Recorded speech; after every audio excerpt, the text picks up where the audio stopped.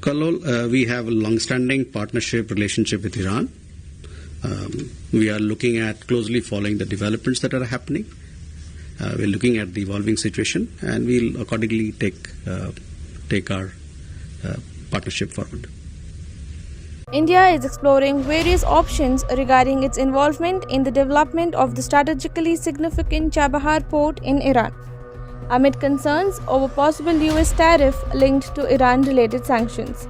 The development comes in the backdrop of the Trump administration's threat to impose an additional 25% tariff on countries engaging with Tehran.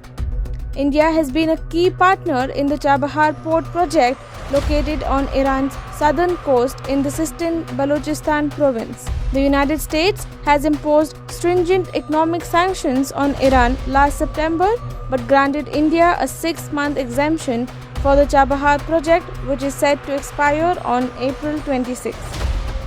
External Affairs Ministry spokesperson Randhir Jaiswal said New Delhi is actively engaging with the US on the issue.